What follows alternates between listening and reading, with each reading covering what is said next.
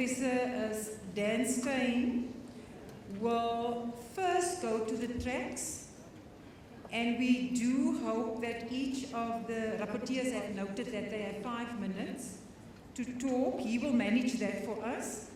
And then thereafter, he will also manage the awards for the poster presentations. When those 2 items have been completed, we should have been joined by the Deputy President, the Deputy Minister, the provincial MECs, Professor Olive Shisana, who is also the chairperson of this conference. And then the Director General will take over the program, and we will continue with the presentation. We will start with the program again at the point where Professor Bunches is presenting. So, Professor Stein, over to you. Great, thanks so much. So, good afternoon, everyone. And apologies that we're running a little bit behind time. That has to do with a couple of logistical things, including finalizing the awards to the different posters. But in the meantime, we will hear from the rapporteurs. We're going to have 5 rapporteurs. Not sure if everyone received the message. It should have gone out. We would like the rapporteurs to have just one main message that they'd like to give us back, maximum 2 messages, so that we try to catch up with time. So I'd like to call on the first rapporteur, Samamkele Bokolo, to come up for track 1. Just 1 or 2 messages, please.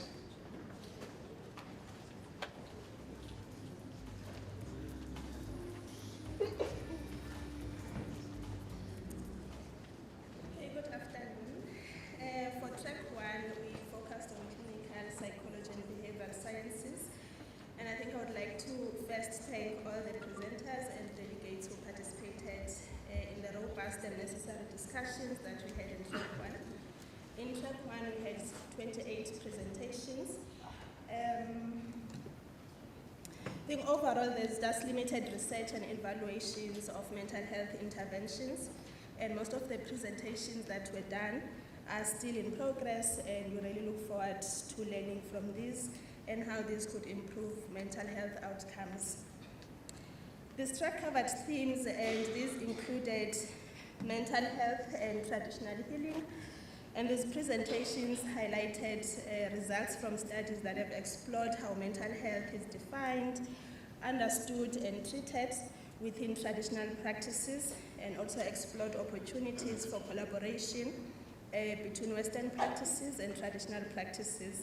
And the studies realized the 2 parallel healthcare systems and started to point out some key facilitators that would lead to collaboration between traditional and Western practices, which include engagements, setting up an inter-referral system, and exploring the integration of traditional health into mainstream healthcare systems. And there are also some discussions on the lack of a legislative framework to guide this collaboration, or even the lack of implementation of available guidelines. And some discussions came up was also around the cultural sensitivity in the collaboration, as that would also address issues of seeing traditional methods as unscientific and thus exacerbating discrimination towards traditional health practitioners. And the other emerging theme from this track was around mental health among children and adolescents. And there's generally limited prevalence studies among adolescents. And we had presentations in this track on studies that sought to determine the prevalence and factors associated with depression and anxiety among young adolescents. And so our focus was not just on young adolescents of school-going age, but there were also presentations around young adults at universities. We had presentations from UCT, Wits, and the University of Venda, which looked at the various mental factors that affect university students and just students in general. And these ranged from social, emotional, and financial factors. And I think UCT also did an assessment of students' mental well-being and sought to establish preferences for counseling among students. And I think while individual and group counseling methods are still preferred, there's also opportunity to really consider e-health and digital services to provide mental health services. Okay. So health providers and professionals are also sometimes not given a lot of attention in research, and we had presentations that focused on mental health among professionals and across institutions. And particularly these looked at healthcare providers, school health in the private sector, semi-professional cricket players, security guards, and just overall mental well-being in the workplace. These groups were seen to be under a lot of pressure to perform and deliver services, and this work stress adds to their own personal pressures and stresses, leading to high rates of depression and anxiety and other mental illnesses.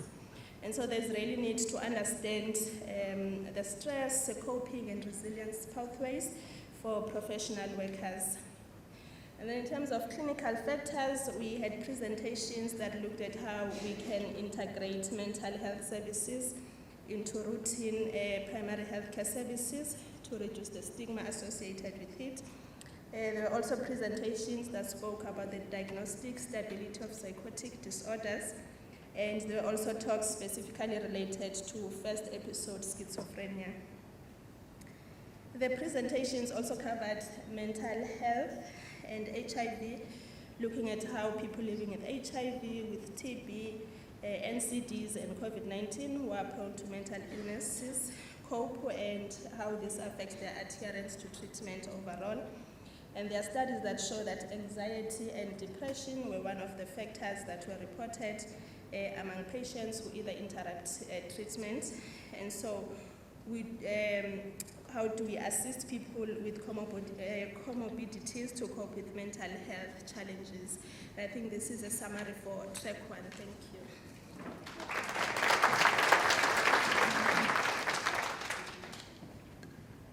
Great. Thanks for a wonderful summary, and keeping to the time limits that we have, I'm going to call up track number 2, which I think is about media probably.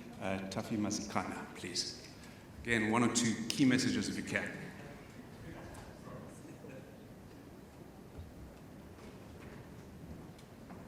Hi, thank you. I'm Tafi Mazikana from Vimbo Health.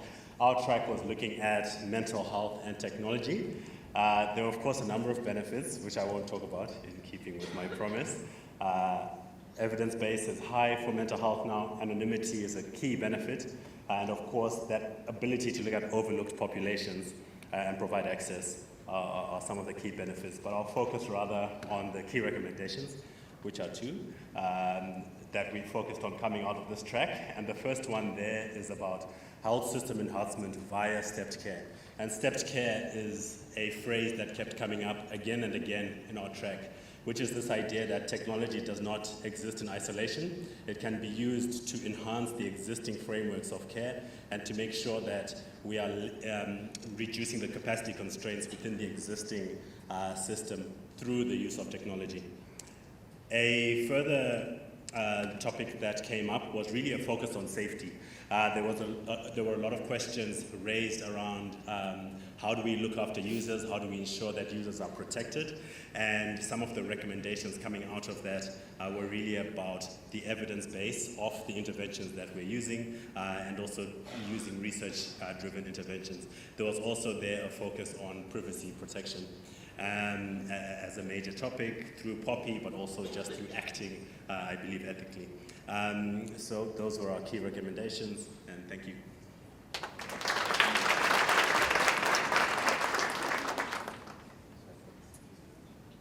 That's the difference between clinicians and people in the IT industry. They are highly efficient. And I must say I really, really enjoyed Tafi's presentation and the other digital presentations yesterday. We now go to track 3, and it's Boitumelo Kgobane. If you can please come up. Thanks so much. And we're getting lots of exercise going up and down these stairs. Thank you very much. Good afternoon, everyone. I'm Boitumelo Kgobane with FPD. Thank you to the previous speaker for giving me some time to borrow from you. So track 3 focused on policy and public health. And What was abundantly clear throughout is that there is an appetite to make policy work for public health, and this can be done by building the movement and being part of the movement. While we were exposed to different topics within the theme of the track, we found that there were more similarities than differences on the findings, solutions, and messaging that the speakers offered. And because we only have 5 minutes to give feedback, we will only be focusing on 2 common themes that we identified throughout. And we think this approach is apt because one thing is clear: whether you are a pregnant teen, adolescent, mother learning, an adolescent mother, a learner, or part of the key populations category, and quite importantly, a healthcare worker, at the end of the day, we are all human beings with lived experience and experiencing socio-economic realities that may have an impact on mental health. So theme 1 focused on problematic access to healthcare services, and delegates spoke about different groups of people and noted that mental health care support is not readily available in our communities, schools, and in our public health facilities, particularly in clinics. That is on a systemic level. On an individual level, people, including healthcare workers, experience internalized stigma, that is self-stigma, as there is a lack of understanding of what they are experiencing, but also experience externalized stigma from management, other healthcare professionals, and society in general. The prevalent mental health conditions across the various groups were mainly depression, anxiety, and suicidality. All of which are frustrated by a lack of systemic, reliable, and adaptable support. This was particularly prevalent during COVID-19 pandemic, as most of the studies presented were based on COVID-19. However, people, particularly during the pandemic, made use of the organic coping mechanisms such as having a positive mind, that we are a resilient people, and relying on peer support. Theme 2 focused on being part of the solution. Delegates were very solution-orientated. The range of solutions related to task shifting, collaborating more outside of our own disciplines, and making sure we find opportunities in interventions such as the NHI funding and in the investment case. Specifically, the delegates spoke about the need for systemic support and not just having one option but multiple. This includes online support, self-assessment toolkits, one-on-one counseling, or in a group setting where confidentiality is respected. We need better mainstreaming of mental health promotion in schools, communities, and in the induction of training of healthcare workers. A long-term plan of training and introduction of more cadres at a primary level dealing with mental health. In summary, we need a thoughtful integration of services where human resources are trained and capacitated, crucially having an approach that allows for monitoring and evaluation, so that we can have a good return on investment, not just in financial terms, but in gradually improving on people's mental health and general well-being. Thank you very much.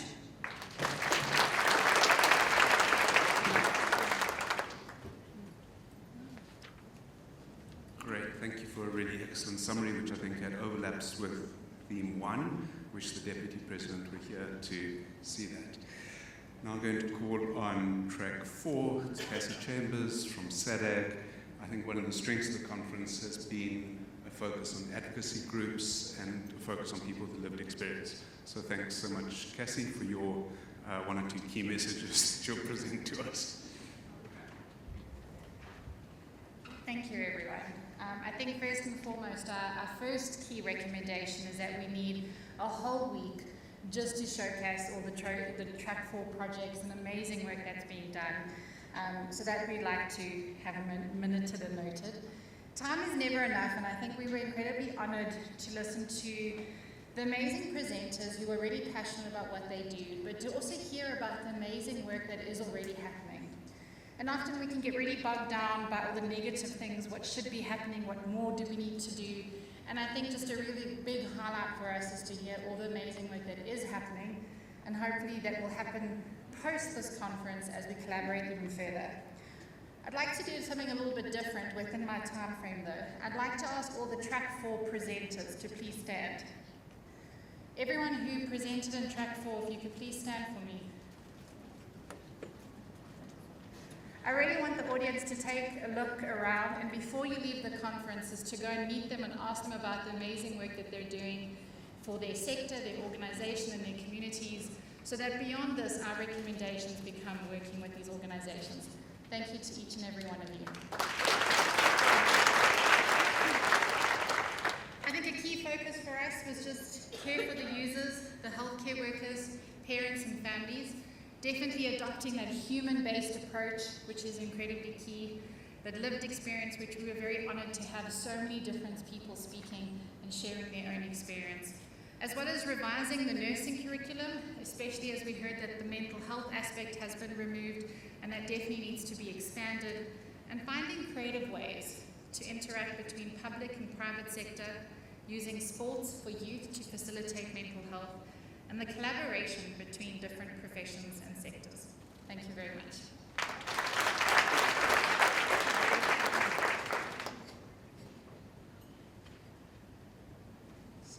Cassie's used to speaking to the media, where you have exactly 30 seconds to get across your message, so thanks very much, and I think that was a very powerful message actually. And now last but not least, track number 5, and can I call on Michelet Donnelly to come and present, please.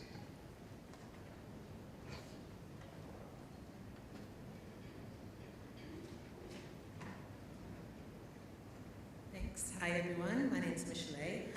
So we were the Communications and Community Engagement track. While we didn't receive many academic abstracts, we do want to thank all the presenters and all the attendees to the sessions. On behalf of all the chairs, we really enjoyed the sessions, and we thought that the presenters really provided some meaningful and practical communications work being done in the mental health field already. And our main message is similar to what Cassie was saying, but really about getting creative and being mindful with all your mental health communications, and also to always center the lives of persons with lived experience. Thanks.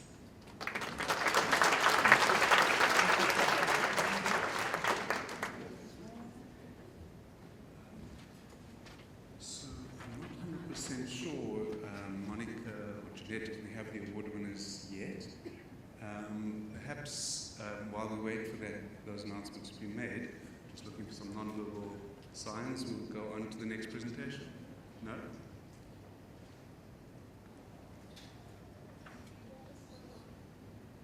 Sure.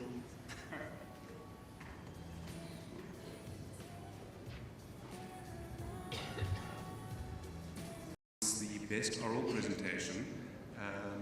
I like the way that Cassie that was done previously, where all of the everyone that is here is a winner. But nevertheless, there was a competitive process, and the winner for track 1 is Professor Mary Malaluke. If you're here, you could come up.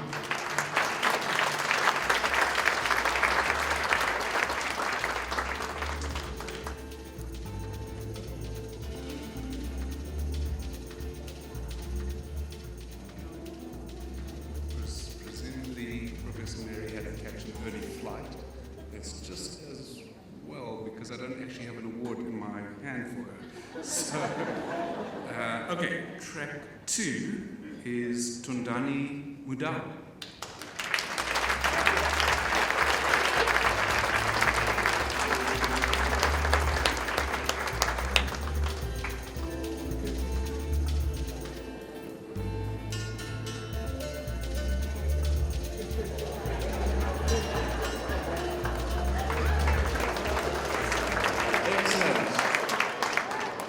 Good, well done. And now on to track 3, which is Dr. Rita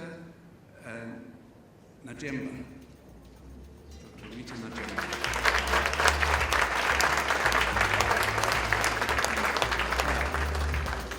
Great. Clinicians in the audience are very imaginative, so if I can ask you, please to imagine me with a huge certificate.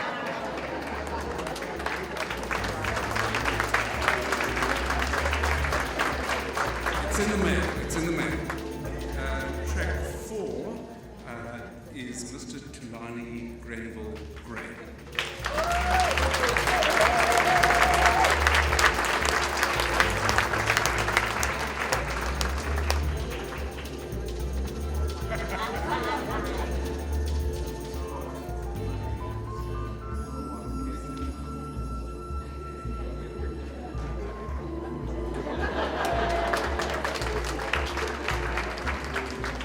It didn't happen unless there was a photograph.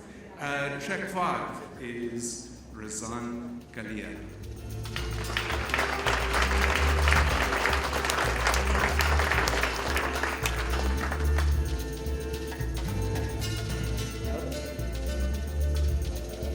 Okay, we'll have to let Razan know shortly.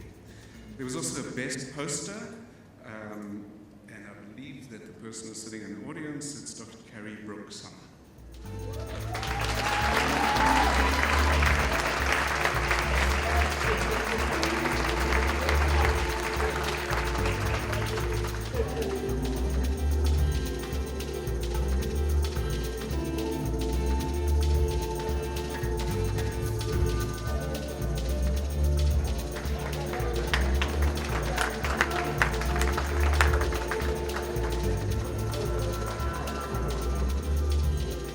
We also have an extra special award that was made spontaneously because we had a person who submitted a number of abstracts, and we thought we should just acknowledge that this individual participated with huge robustness, and that is Dr. Rita Sonko Najemba.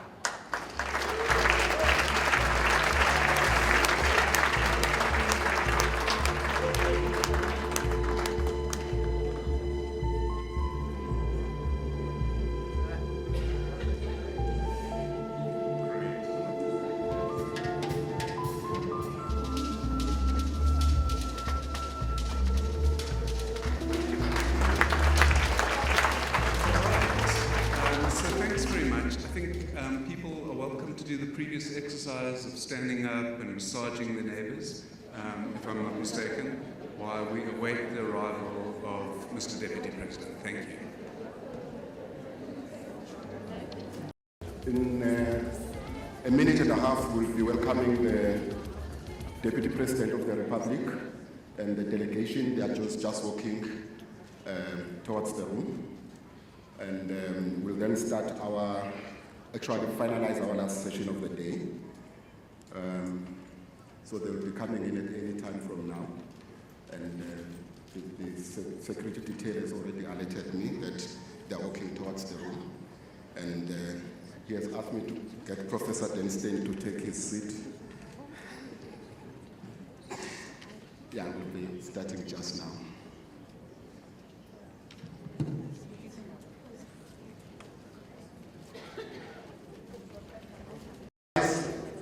May we please rise and welcome the Deputy State President of the Republic of South Africa.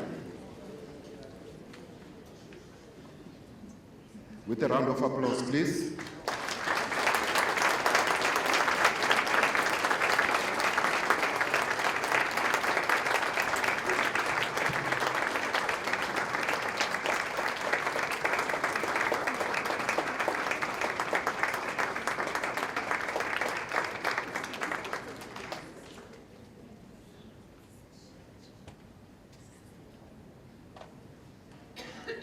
Ladies and gentlemen, you may be seated. Your Excellency, the Deputy President of the Republic, conference co-chairs, Professor Olive Shisana, Professor Denstein, Deputy Minister of Health, Dr. Sibongiseni Maxwell Dlomo, MECs of Health present here today. We've got MEC Dr. Popira Mutuba from Limpopo. We've got MEC Ngomora Lehuku from Gauteng Health and Wellness, MEC Manzini from Mpumalanga, MEC Sambata from Northwest. Honorable Deputy President, we had other MECs yesterday who were here present with us. Chairperson of the Ministerial Advisory Committee on Mental Health, Professor Solira Taimane, leaders from the academic sector, leaders from the civil society, colleagues, friends, good afternoon. My name is Sandile Buthelezi. I'm the Director General of the National Department of Health. I will be directing this session. Managing the time, as we are aware that we've got quite a number of colleagues traveling out of the province. I would like to invite Professor Jason Banchis to come and give us a presentation on digital solutions to promote adolescent mental health, opportunities and challenges for research and practice. Over to you, Professor. Professor is from the Medical Research Council and from the University of Stellenbosch.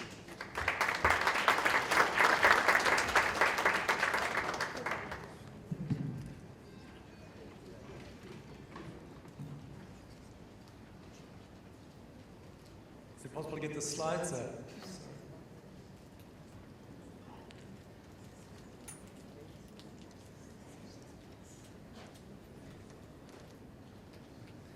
I'll make a start while we wait for the slides, since we're under a bit of pressure here. I've been asked to speak about the possibility of technological solutions to mental health problems for adolescents, and in particularly the opportunities and challenges we have for this. And I can completely see why at this point in the conference it kind of is quite an optimistic idea to think about the future and to think about what possibilities there might be. I've subtitled this presentation, Techno Fixes Wire Monkeys and Staying with the Trouble, because I think that's probably a much more reliable explanation of what I'd like to talk you through. We've seen a proliferation of mental health care apps in the last 10 to 15 years. In 2018, there were about 23,000 mental health apps, and more recently I've seen estimates of 35,000 mental health apps. The techno-optimists among us tell us that this is going to revolutionize mental health care, and it's going to democratize mental health care by literally putting mental health care in the hand of everyone who owns a smartphone. And if you think of that globally, that's 85% of the world's population owns a smartphone. And it's quite appealing to think that we could have some kind of technological fix that would put mental health care in the hands of those individuals. Certainly, it might be particularly possible for adolescents who've grown up in a technology-rich environment, who are very comfortable with technology, and who are quite open to using technology to receive psychological support. But we have to ask the question, has this proliferation of mental health care apps actually led to any noticeable declines in mental health? And I'm sorry to say that the short answer is no. Even though in the last 15 years we've seen this explosion of mental health care apps, at a population level, we haven't seen reductions in mental health care, in rates of mental illness. If anything, mental health outcomes are worsening. How do we explain that? How can we understand that there's supposedly this increased access to mental health care, and yet mental health outcomes are getting worse? And there are two possible explanations for that. One is the harm hypothesis, which says that the disadvantages of technology, the harmful effects of technology, far outweigh any potential advantages from increased access. The second hypothesis says that, well, actually we've got a lot of mental health apps, but most of them are no good, and they lack any real innovation. We've got serious problems, even with the ones that work, about getting people to use them. And that's why, even though there are more apps, we're not seeing an increase in rates of mental health. In order to interrogate that a little bit further, we need to think about this idea of, is technology really bad for our mental health? And again, this is a tricky one where the data is not quite clear. It seems that for most of us, for most people, there is a small positive effect between using technology, that's screen time and social media use, and mental health care. But that small effect is probably not really clinically significant or useful. Having said that, we need to point out that most of the research in this area has focused on adults, not adolescents, and it's tended to look at correlational studies without looking at cause and effect. We certainly know that for some young people, the use of social media and screen time is very detrimental to their mental health. We need to think about this if we're going to advocate the use of technology to promote mental health, because of the iatrogenic effects of using a technology that's potentially harmful to promote mental health, and then cause other mental health problems because we're increasing screen time. But having said that, we also need to be a little bit more sophisticated about understanding how screen time and social media might affect adolescents' mental health. And it seems like if we get a little bit more sophisticated, it's not that screens are bad for adolescents per se, but that there's certain windows of opportunity, certain developmental periods where technology is particularly harmful. And we know for young girls, that's between the age of 11 and 13, and then again at age 19, and for young boys, it's between the age of 14 and 15, and then again at 19, which kind of makes sense if you think about the developmental tasks of those adolescents. The point I'm trying to make here is that we can't proceed with thinking about the use of technology to promote mental health without also thinking about the harmful effects or the potential harmful effects. The lack of innovation hypothesis says that we're not seeing improvements in mental health because of the lack of innovation and because there are serious concerns about privacy and about the effectiveness of mental health care apps. And this is absolutely true, and we saw this in the report back from Track 2. There are major concerns about the privacy with mental health apps, and these privacy concerns are seriously, they're well justified given the really dodgy practices we've seen from some mental health app producers and from app producers more generally of sharing users' data with social media companies and with Google. We also need to ask the question, do apps really work? Can they work?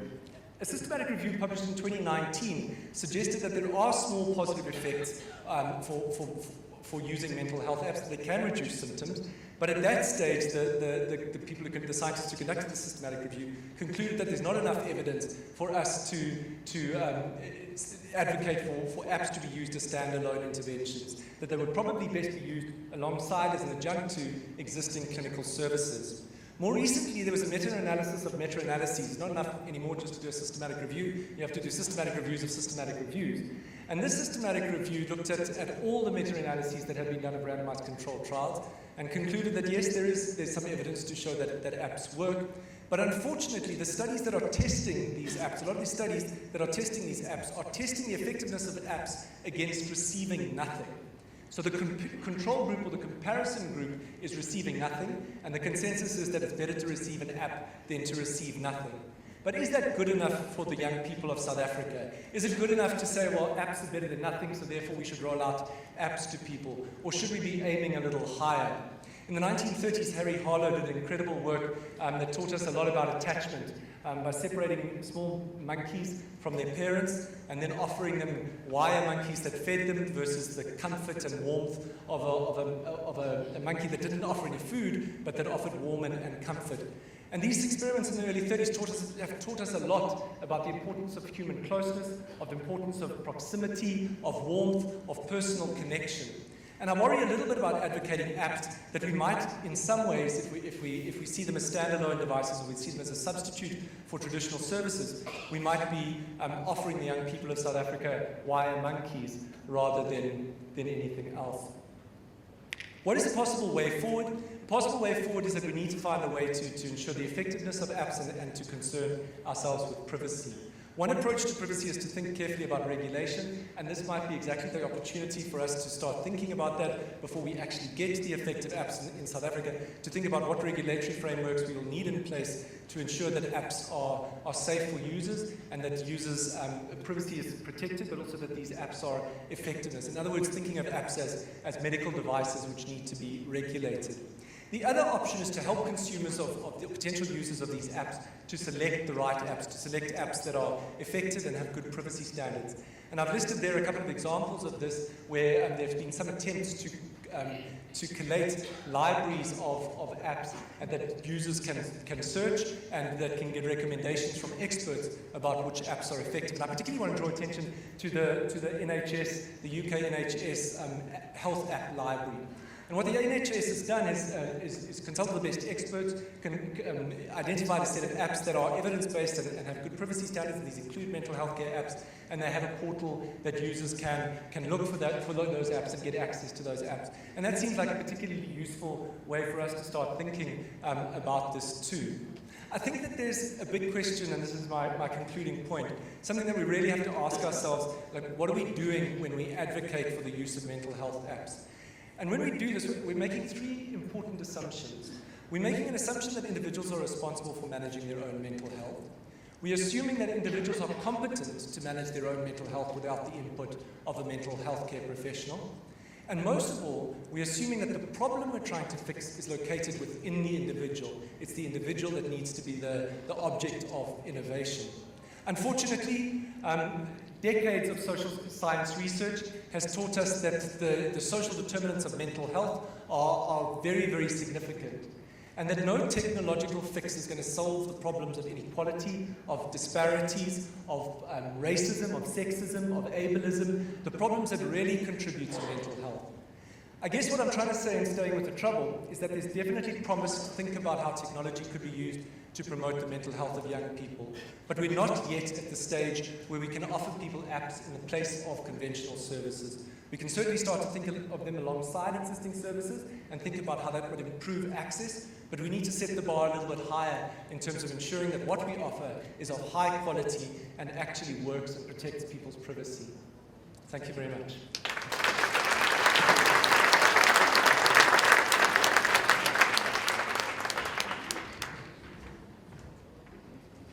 Thank you, Professor Branches.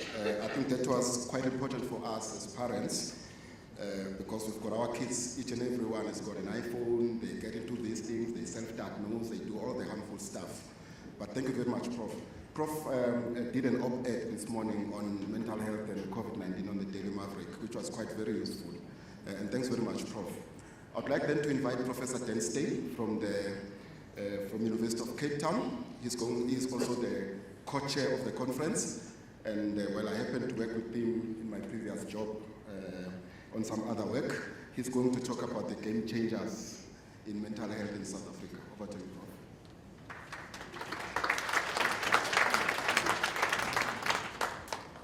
Thanks very much, Dr. Buthelezi. I'm very aware of people in the audience, so all protocol observed, and thanks very much. I'm grateful to be here today to talk to you about some game changers for mental health. I'll just give you a little bit of context. I'll talk about 10 game changers and then maybe talk about a spectrum of other game changers. I think we've heard at this conference over and over about the burden of disease due to mental disorders. We've seen data on the importance of mental health for sustainable development of countries like South Africa. And we've heard about the recent case for the investment in mental health and how it's cheaper to invest in mental health than not. But at the same time, there have been voices of criticism. It's been questioned whether previous mental health conferences and declarations like the Ekurhuleni Declaration have led to sustainable value. It's been questioned whether there's been sufficient implementation of the excellent policies that South Africa has. And there's evidence of ongoing lack of parity for mental health and ongoing stigmatization, as we saw with Life Esidimeni. So we therefore urgently need some game changers. Now, unlike infectious disease, where you can say, let's vaccinate the population, unfortunately, mental health is not like that. There are a range of social determinants, a range of factors that lead to problems in mental health, and so we may need a range of game changers. And these might range from whole of society issues to individual mental health kinds of things.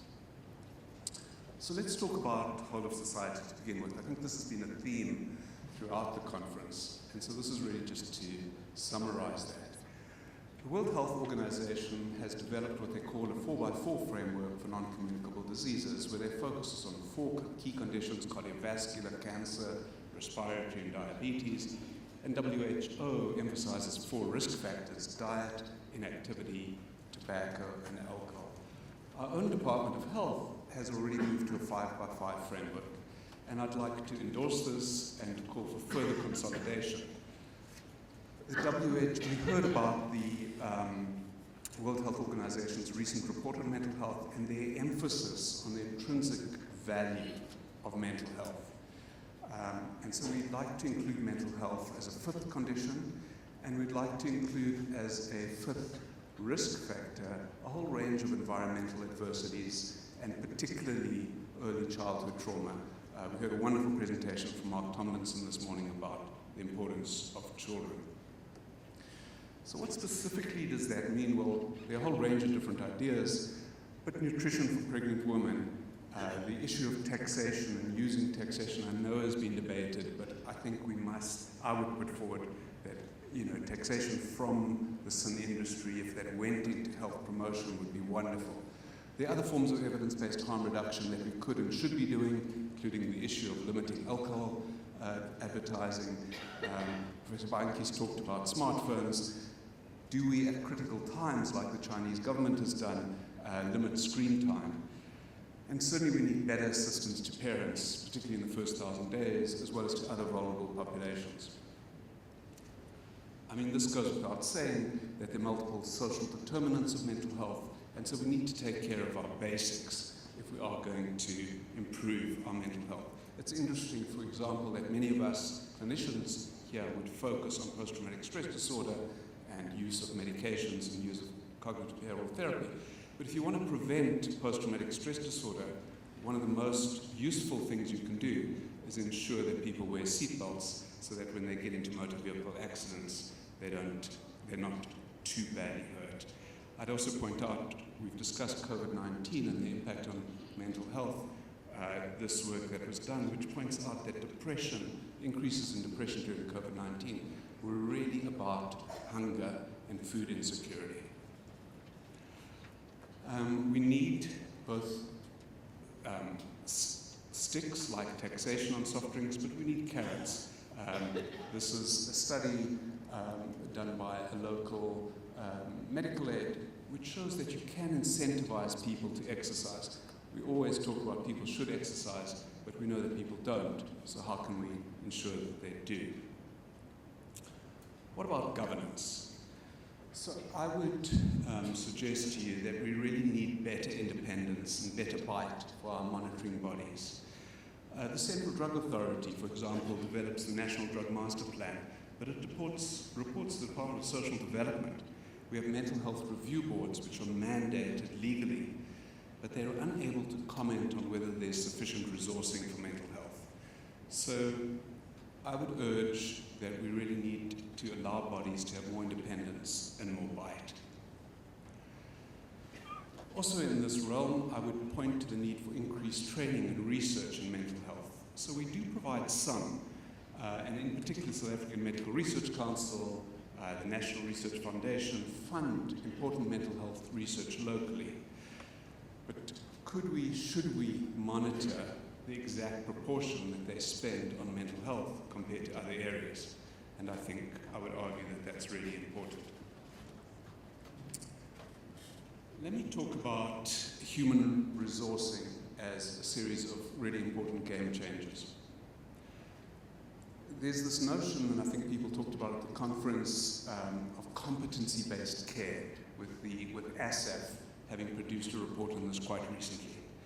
And the argument is that no matter what your professional background is, whether you're a nurse, whether you are an occupational therapist, what's really key is whether you have a particular competence.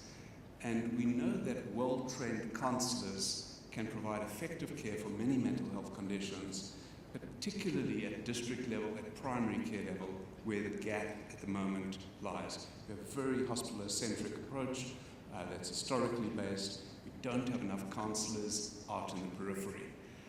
So this has been mooted over and over. I think it's time that we really did put funding into having counselling posts for this category of either registered counsellors or psychology associates in schools and communities and prisons and hospitals and throughout places where people actually can access mental health care. I think the other issue is parity of mental health resourcing. So we know that what happens in health care is that there's a little bit of a bun fight between different disciplines arguing that their particular issue is a bigger contributor to the burden of disease. Those of us that work in mental health would argue that we are the Cinderella. We always get the money last and we always get the least of the funding. And we all believe in the primary health care approach. That is what our superb policies are based on. But when you actually examine in a particular district hospital, in a particular regional hospital, you will find that there are obstetricians, you will find that there are pediatricians, you will find that there are beds for babies to be delivered, but you will not find psychiatric beds. Only 14 of the 52 districts in South Africa have got mental health teams leading them. There's massive absences and gaps, and I think we must address them. And one way to address them is just to simply insist that if you have funding for other disciplines, there should be parity for mental health. This has been done with great effect in other countries. What about sharpening our focus? Can we do that? This is a slightly contentious issue, and it's really just partly for the sake of argument, partly to get your minds working as hard as they possibly can. I think the idea in HIV that we should aim for 95, initially 90-90-90, and that we now should aim for 95-95-95 is really useful. It means that the media can publish every day, every week, where are we at? What are our figures? Are we at 90 or not? The media can also say, look, South Africa's at 75, but Botswana is at 90. What's going on? So it really helps those of us who are advocating for mental health care to have these kinds of targets.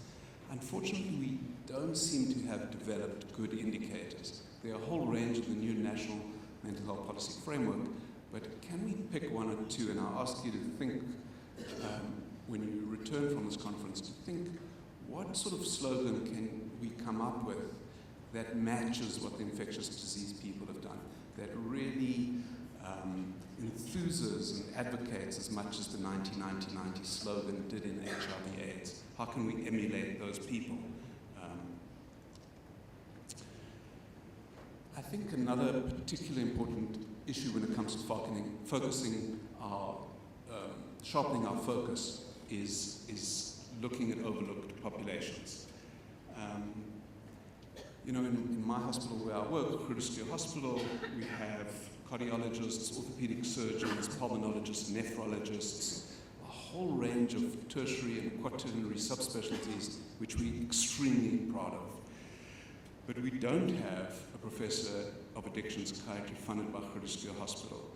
And I think we really need to look at our vulnerable populations, our patients with intellectual disability, patients with HIV and AIDS, patients with substance use, our children and adolescents, our elderly, pregnant women. I would put forward, we ought to have specialists and services from primary to quaternary level for these specific vulnerable populations.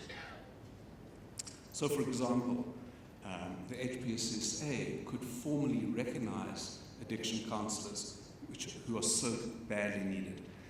We could have diplomas in dementia, again, a tremendous gap that we need to fill.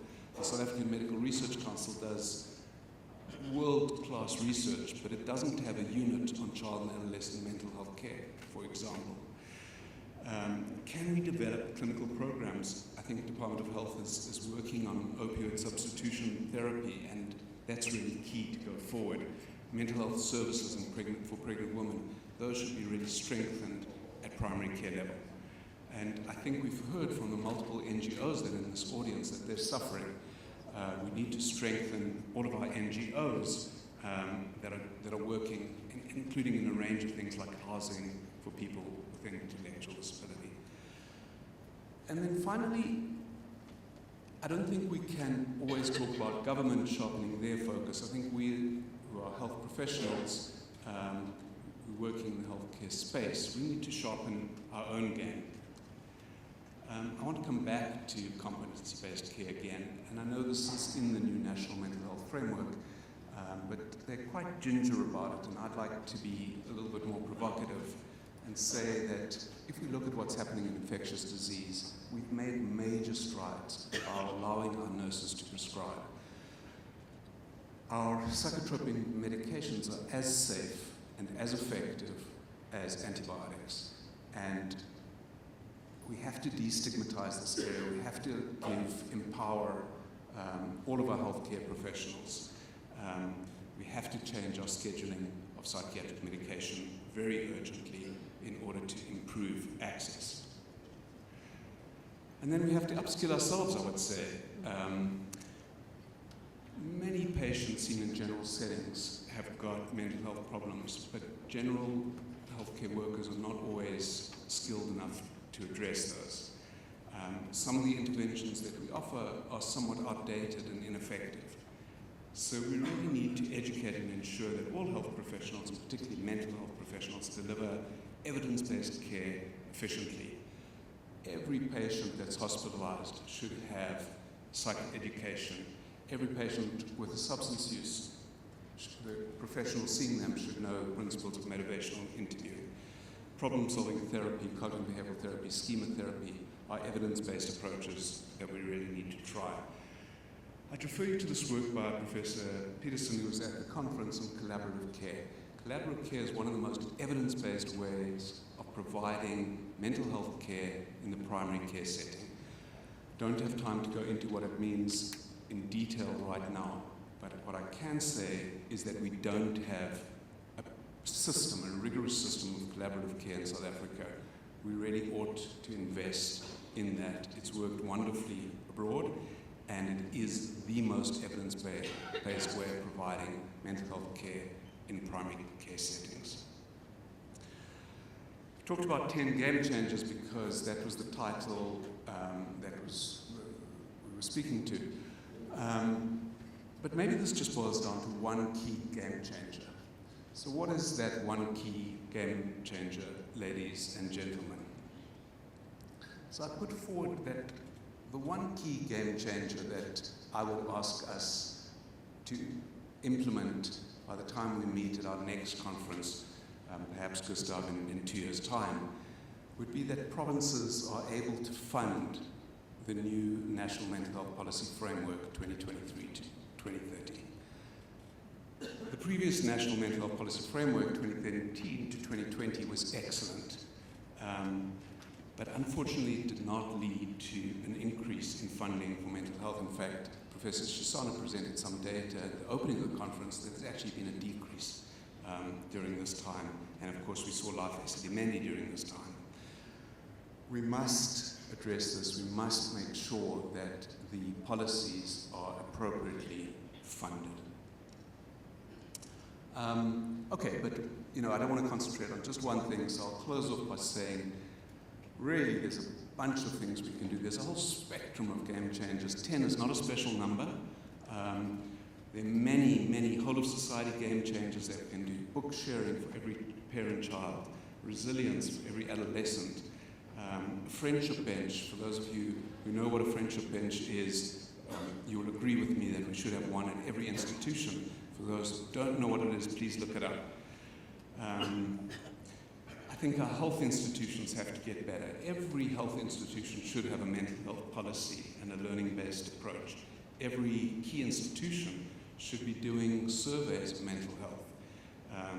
Our South African Medical Research Council should increase its percentage of funding on mental health. The Central Drug Authority should fund annual surveys.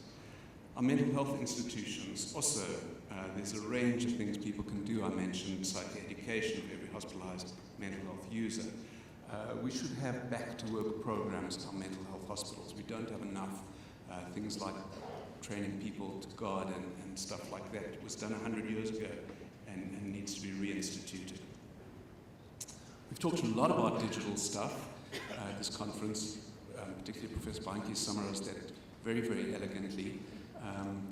We need, on the one hand, to take the best of digital advances.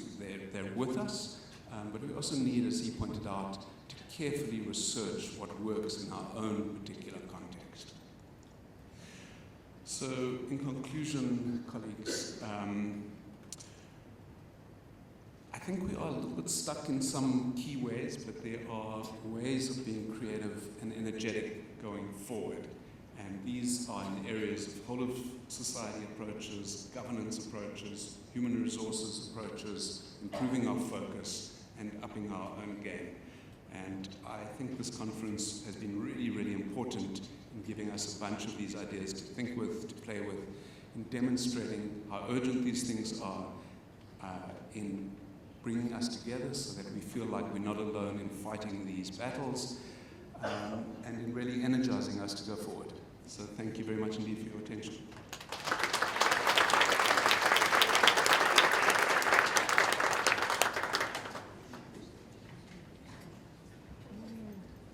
Thank you very much, Professor Steyn. Honorable Deputy President, our minister was here yesterday, and unfortunately today he had to join the President with the visit from the Finnish government. However, there is no shortage of leadership in health. I would like now to invite my Deputy Minister, Dr. Sibongiseni Dlomo, to come forward and have his remarks and invite the Honorable Deputy President. Dinano.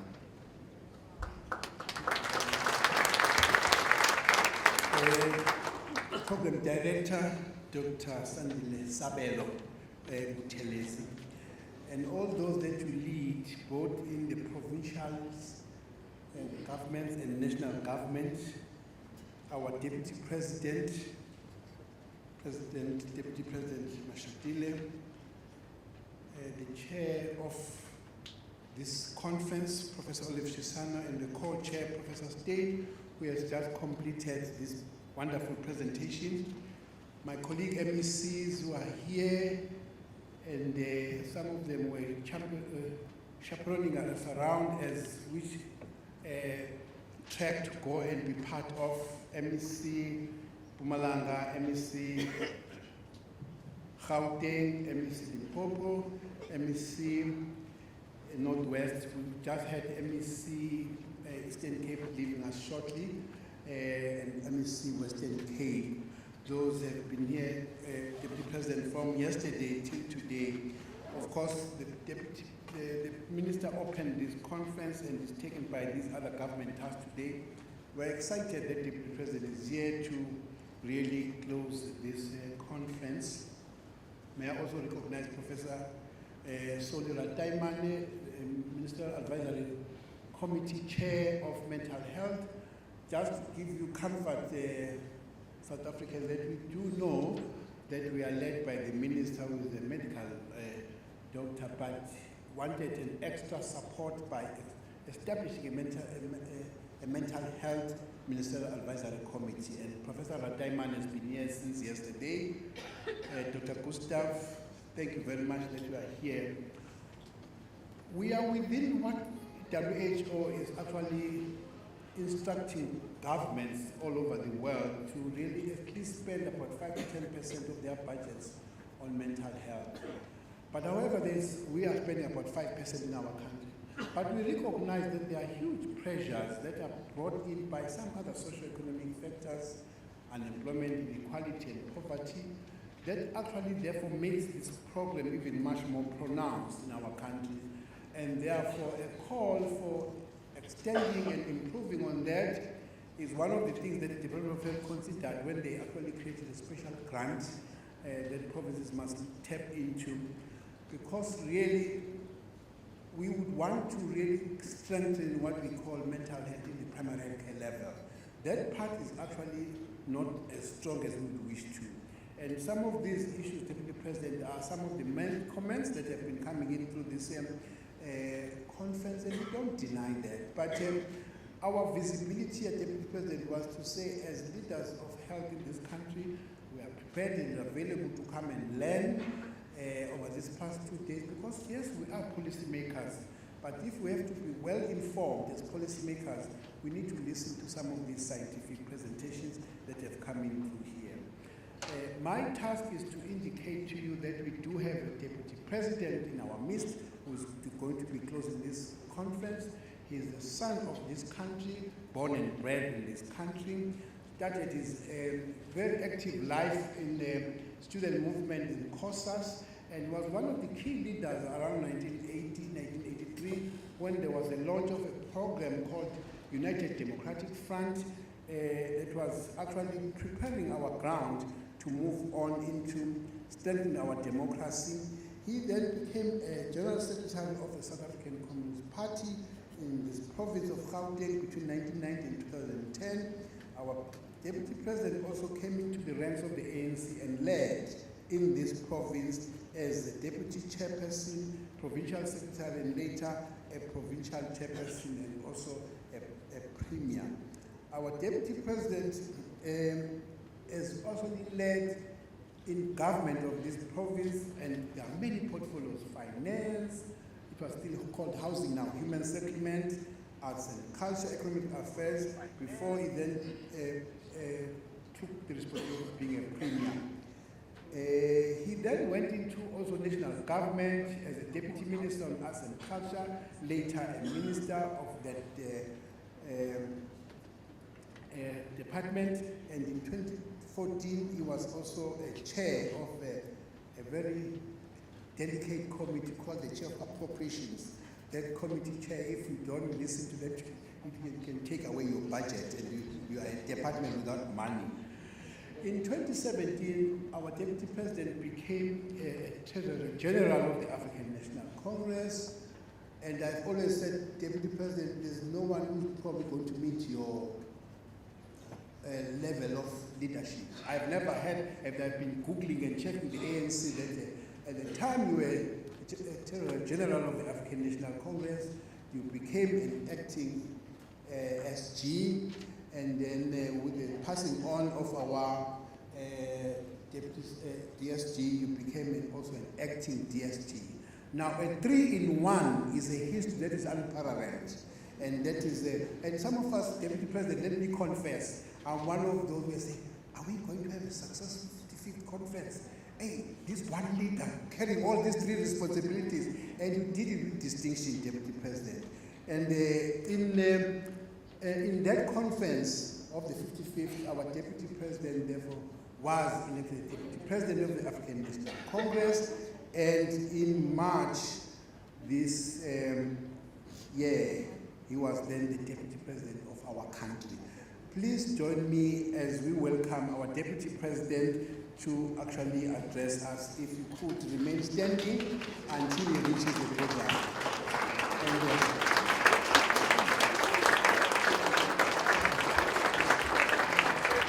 Deputy President Chipo Kosa Paul Machati.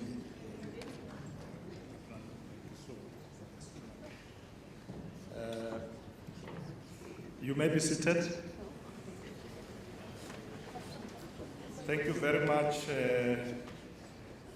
Dr. Dlomo, for the introduction. And let me also recognize the Director General, Dr. Telezi, Professor Olive Chisang, who's the conference chairperson, the MECs of Health and HODs who are here with us, the chairperson of the Ministerial Advisory Committee on Mental Health, Professor Solomon Chimong Rataimani, and members of the Ministerial Advisory Committee, Chief Executive Officer of the Foundation for Professional Development, Dr. Gustav Volvat, researchers, students who have presented papers in this conference, mental health care practitioners, mental health care users, representatives of civil society organizations, all senior government officials here present, esteemed guests. I've been warned when I walked in that many of you have flights to catch, and I have to cut my speech. So I will try. Chairperson, let me start by saying that I'm honored to address you during this final session of the 2023 Mental Health Conference, which is appropriately themed, Join the Movement, Time to Talk About Mental Health. I obviously would have loved to come here earlier to be with you, but owing to some other challenges at the Union Building, I couldn't come early. But I had the privilege to be briefed by my advisors, and when I arrived, Dr. Roman, Professor Chisano also had an opportunity to brief me.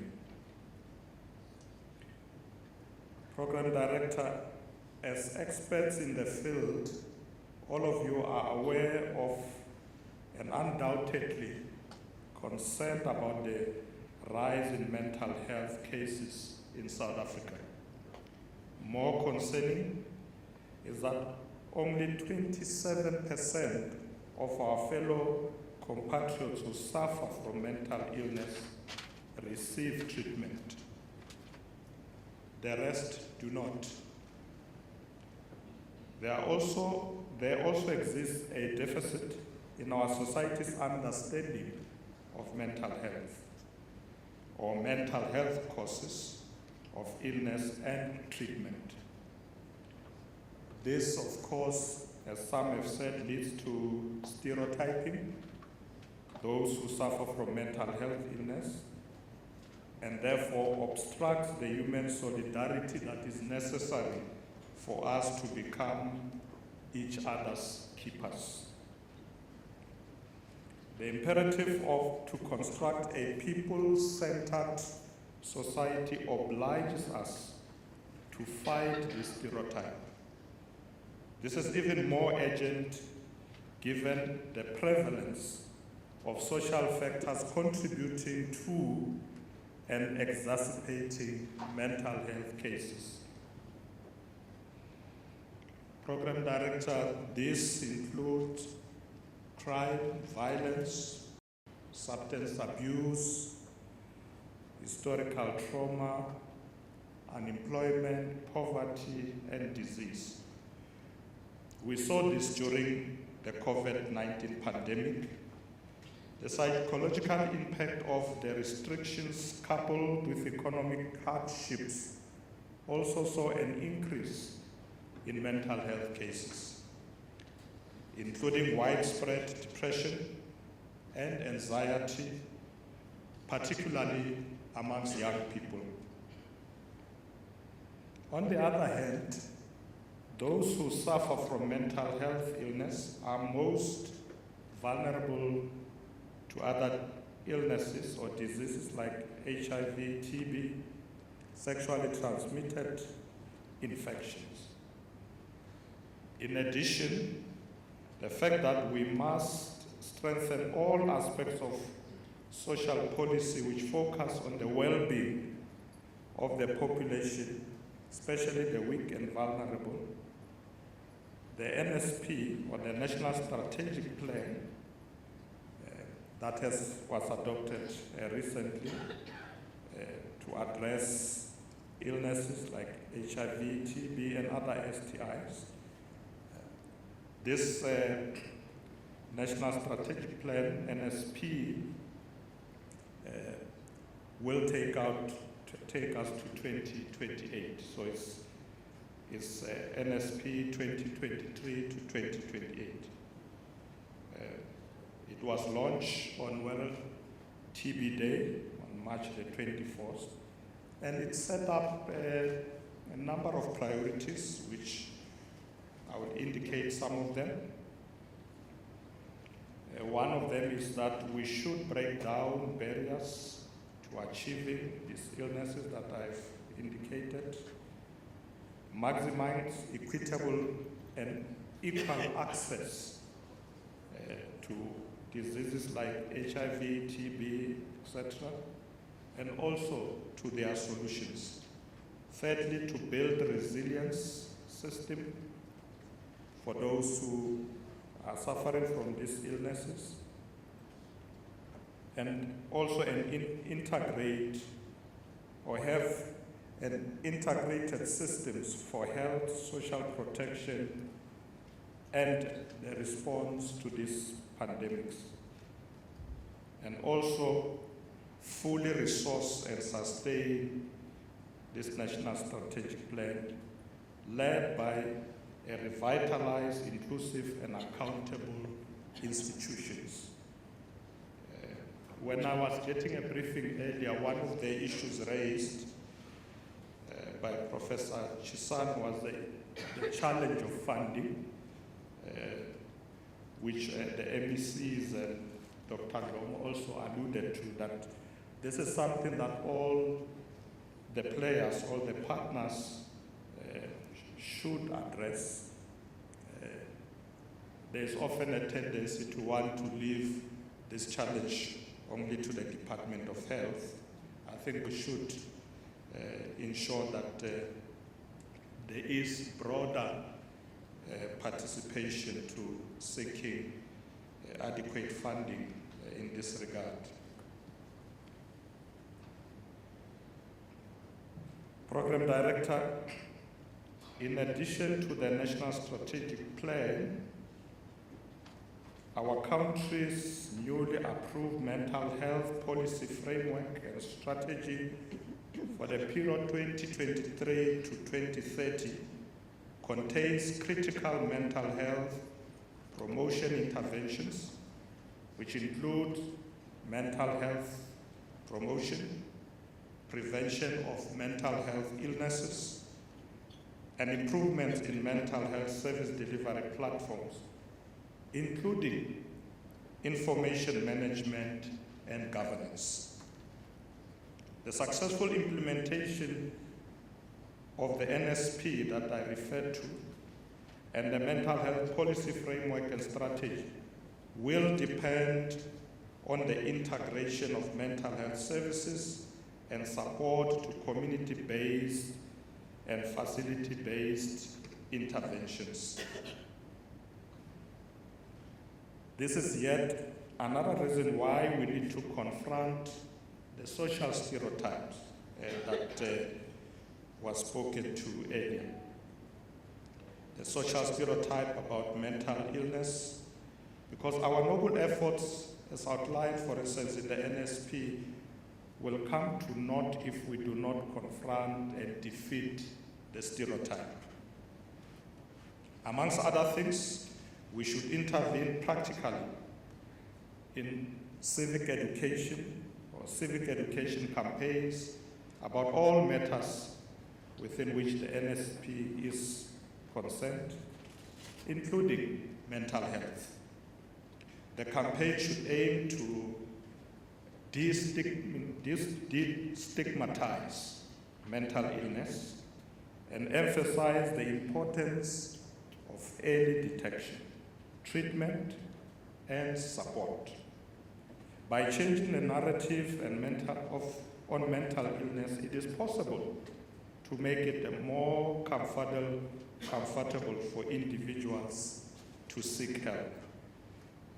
We know, for instance, that in the early years with HIV and AIDS, that people didn't want to come forward when they are affected because of the stigma. But if we destigmatize, this will help people to seek help early and be attended to. Program Director, we should heed the advice of the recently launched 2022 World Health Organization's World Health Report, which proposes a three-pillared approach to improved mental health. The first is the need to give greater value to mental health, starting with ourselves. In fact, when we met earlier during the briefing, the biggest emphasis was the agency. That when it comes to mental health, we don't afford it the agency we did to other illnesses. So if we can change that attitude. This involved the need to adhere to, amongst others, good sleeping patterns, healthy diet, personal fitness regimes. The second is the need to promote mental health and prevent mental illness in our communities through intersectoral collaboration. The third is the continuous improvement of our mental health services, both in the public and the private sectors. In this regard, we should bear in mind that when we help someone, we increase the chance to contribute to making society a better place for all, including ourselves. As it's always said, "Motho ke motho ka batho, motho ke motho ka batho ba bang." We should engage with the media, academia, the religious community, traditional leaders, trade unions, industry bodies, and the entity of civil society to help to raise public awareness and understanding of mental illness. We should also invest sufficiently in human and financial resources in the health system to secure access to quality health care by greater numbers of people, regardless of their income or societal status. Similarly, we should invest in and resource community health centers, therapy, and also support groups. Undoubtedly, the realization of these outcomes will require collaborative efforts between the government and the private sector. The government can't do it alone. We need the private sector, we need civil society to be involved. Program director policy processes must also be undertaken to address the fragmentation and underfunding of the mental health care system. One such policy matter is the need to agree on universal health coverage of mental illness by means of South Africa's national health insurance. In conclusion, we are pleased to learn that your conference has deliberated on practical ideas intended to help to close the gap in mental health care in areas such as access and also affordability. We would like to thank Minister Joe Phaahla. I have been informed that he was here earlier to share his thoughts with the conference, and also his entire team. And thank the scientific committee led by Professor Olive Chisano for putting together this well thought out program. This conference has provided an important and much needed platform for dialogue and the policy framework and strategy which will guide our implementation efforts. I would like to also thank the MECs. I know that not all of them could be here, but it is good to see that government is taking this seriously and is involved. The Minister was here, Deputy Minister is here, the MECs from provinces are also here, and I'm also happy that Professor Chisano has been very involved in this as someone who's also very involved in the presidency. I commend all of you for this good work.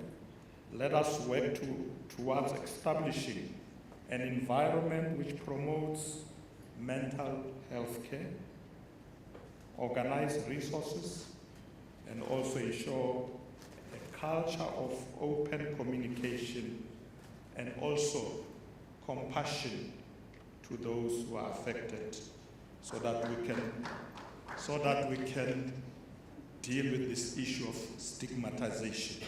We must be compassionate. I'd like to thank you very much, and I do hope that you can still catch your flights. Thank you very much.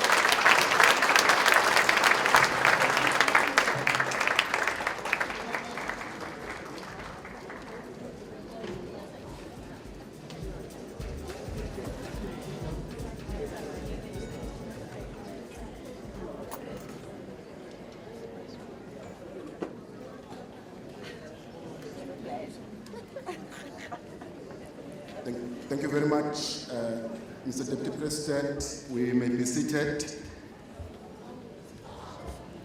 On behalf of the health sector, I would like to thank our Honorable Deputy President for gracing us with his presence here today. We really appreciate, Mr. Deputy President, the commitment, but also the very good words that you've put forward. And thank all the political leaders present, starting with my Deputy Minister, the MECs, the co-chairs, Professor Shisana and Adonse Gustav. Thank you very much for pulling this together, and the team that was supporting me, of course, from my office, the DDG responsible for mental health, Ms. Jeanette Hunter. She knows that she had to come back and we had to throw her back and say this and that and that. We really appreciate. But more importantly, for me, we would like to thank the people who came in here and shared their lived experiences. That's contributing to bringing mental health out of the shadows.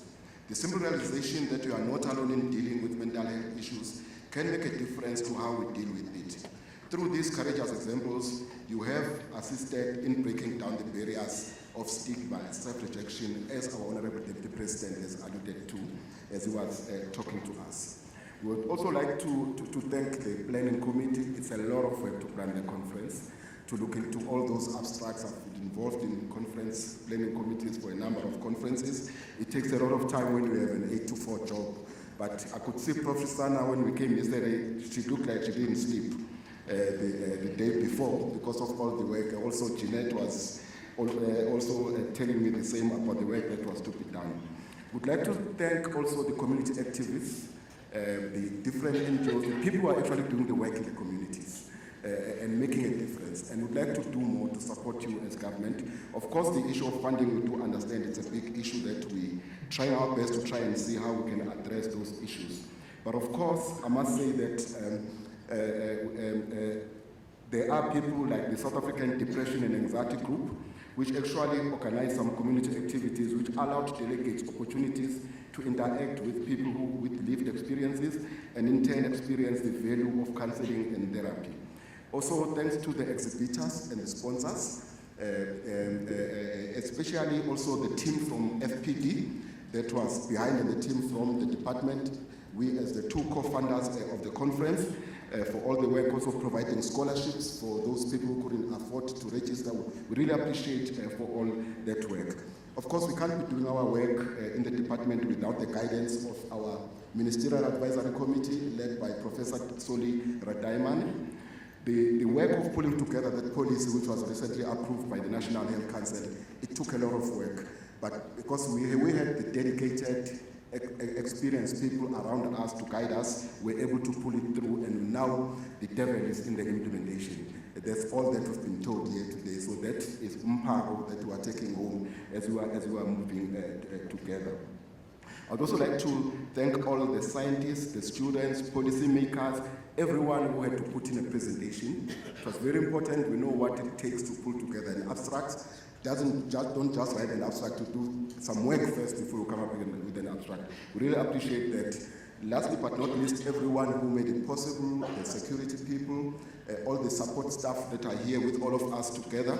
We really hope that when we come back, Mr. Deputy President, in 2 years' time, we should be able to show some difference in terms of the implementation of this very good policy that we have. But I must say, without the minds that are in this room, as government, we will not be able to do what we're supposed to do and be able to implement this program. The difficult part, Prof. Denstein was saying that there are cardiologists, there are orthopedic surgeons. You see, some of the financial allocation formulas that we use, it's easy to count how many fractures have you healed, how many babies have you delivered. But some things like mental health care become very difficult. So it's some of the mental change or the mind change that we need to implement in terms of our the equitable share formulas that we use, conditional grant formulas that we use to allocate the funds to deal with the matters. We have come at the end of this conference, and thank you for being resilient. Those who are traveling, we hope you'll be able to travel well. I would like to request that we remain seated and we allow the delegation of the Deputy President to leave the room, and then we will then all be able to leave. Thank you very much.